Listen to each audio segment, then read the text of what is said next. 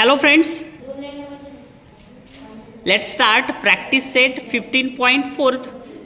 We will learn problem number first. Sides of a triangle are centimeter, 45 centimeter, 39 centimeter, 42 centimeter. Find its area.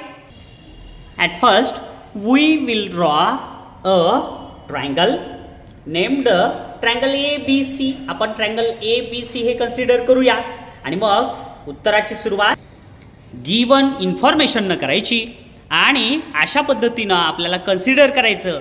ए म्हणजे कोणती तरी एक side आहे. ए म्हणजे काय 39 सेंटीमीटर, बी म्हणजे 42 सेंटीमीटर आणि सी म्हणजे 45 सेंटीमीटर. हे त्रिकोणाच्या बाजू असं कन्सिडर करायच्या. सेमी पेरिमीटरचा फॉर्म्युला लिहून घ्यायचा. Semi perimeter is equal to S is equal to A plus B plus C into 2. किमती प्लेस केल्या 39 प्लस 42 प्लस 45 अपॉन 2. त्याची ॲडिशन आली 126 अपॉन 2 आणि सेमी पेरिमीटर किती आली आपली 63 सेंटीमीटर. आता एरिया ऑफ ट्रायंगल ABC चा फॉर्म्युला लिहायचा. मग तो आपला हिरोईक जो फॉर्म्युला आहे तो लिहावा लागेल. अंडर रूट यस, फर्स्ट ब्रॅकेटमध्ये काय एस मायनस ए, सेकंड ब्रॅकेटमध्ये एस मायनस बी आणि एस मायनस सी. आता किमती प्लेस करा. जिथं जिथं एस दिसते तिथं एस ची किंमत, जिथं जिथं ए आहे तिथं ए ची किंमत, बी ची किंमत आणि सी ची किंमत. आता जिथं जिथं एस होतं तिथं तिथं आपण 63 घेतलं. आलं. अशा पद्धतीनं आपण ए च्या जागी 39, बी च्या जागी 42 आणि सी च्या जागी 45 लिहिलं. आता सबस्ट्रॅक्शन करून घ्या. 63 इंटू, आता 63 मायनस 39 किती येईल 24. नंतर 63 मायनस 42 किती आलं 21. त्याच्यानंतर 63 मायनस 45 किती येत आहे ते आलं 18. इथपर्यंत स्टेप समजल्या. आता त्याच्यानंतर डायरेक्ट फॅक्टर काढायचे. आता पहा फॅक्टर्स कसे कसे पाडले हे स्टेप समजून घ्या. 63 चे फॅक्टर काय आले 9 इंटू 7, 24 चे 3 इंटू 8, 21 चे 7 इंटू 3, 18 चे 6 इंटू 3. आता ह्याच्यामध्ये प्राईम नंबर्स आहेत काही, त्याचे तर फॅक्टर होऊ शकत नाहीत, पण बाकी उरलेले जे नंबर्स आहेत त्याचे फॅक्टर आपल्याला काढता येतील. मग 9चं फॅक्टर काय होईल 8चे काढता येतील आणि 6चे. ही स्टेप फार महत्वाची आहे बाळांनो.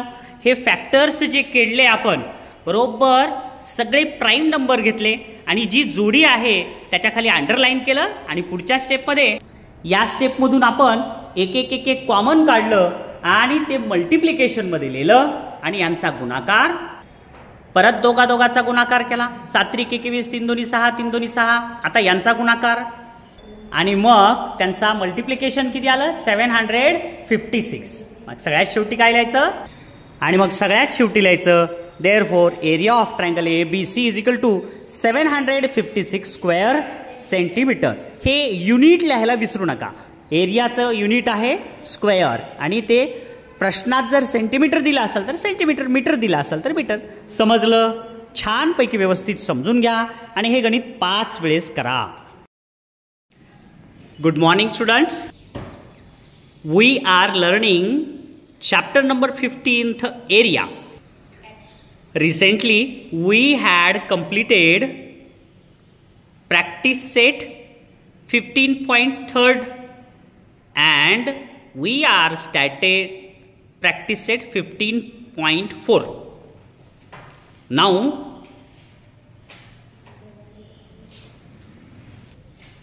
we will learn problem number 2.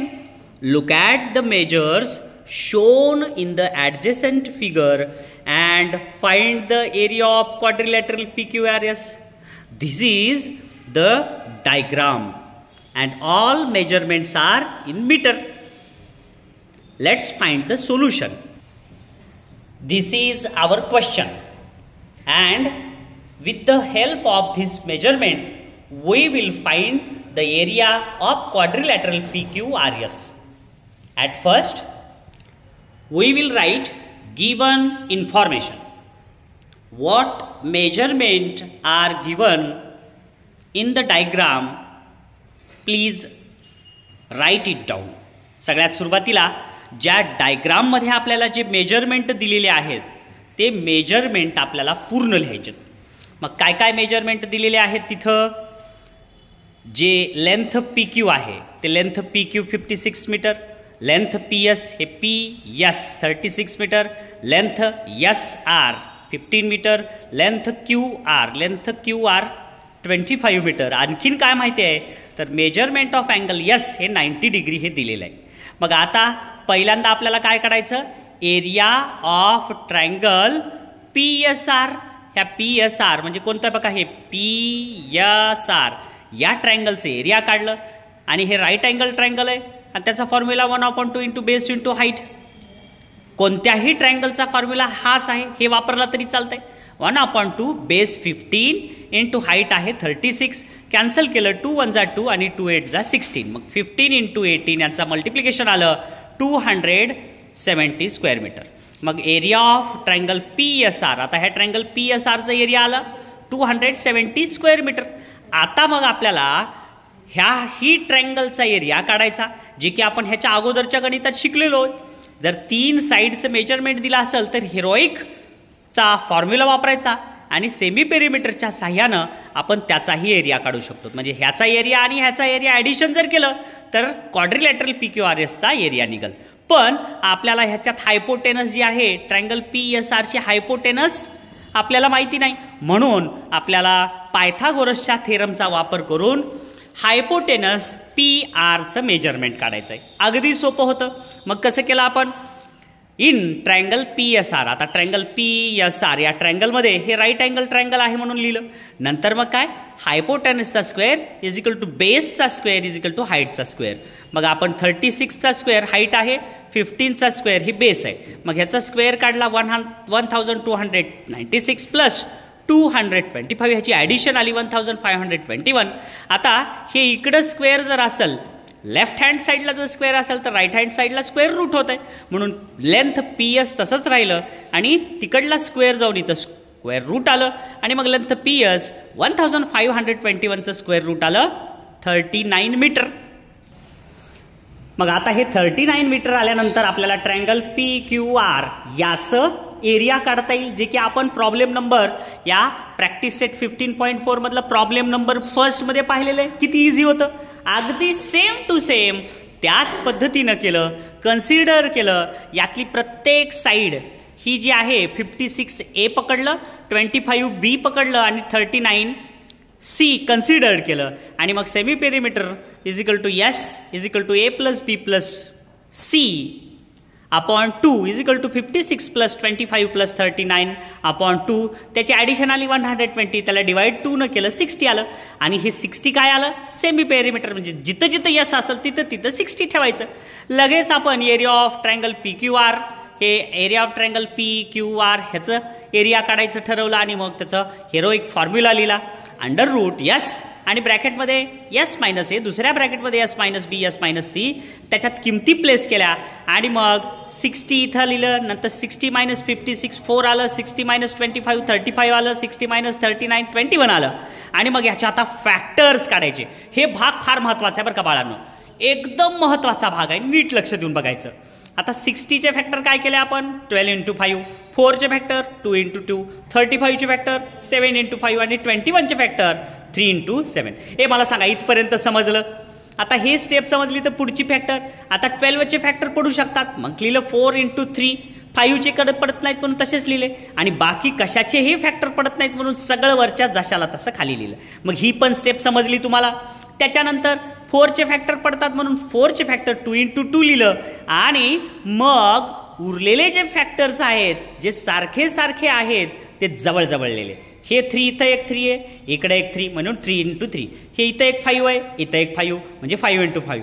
इथं 2 इंटू 2, हे 2 इंटू 2. 7 इथं एक आहे, तिकडे एक आहे, 7 इंटू 7. अशा हे 5 घेतलं, हे 3 घेतलं आणि अशा पद्धतीनं जोडीनं हे फॅक्टर्स लिहिले.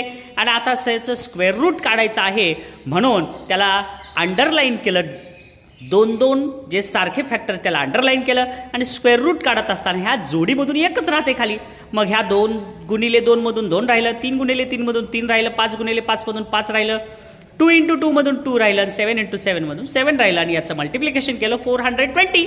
आता आपल्याला काय काढायचं आहे तर या क्वाड्रिलॅटरल पी क्यू आर एसचं एरिया काढायचं आहे. मग आता काय येईल, area of quadrilateral PQRS is equal to area of triangle PSR. हे ट्रायंगल PSR ह्या ट्रायंगलचं area plus area of triangle PQR. हे बघा हे PQR ह्या ट्रायंगलचं, आणि मग त्या ट्रायंगलचा एरिया आला होता 270 स्क्वेअर मीटर आणि ह्याचा आला होता 420 स्क्वेअर मीटर. ह्या दोघांची ॲडिशन केली आणि आला आपल्याला area of quadrilateral PQRS is equal to 690 square metre.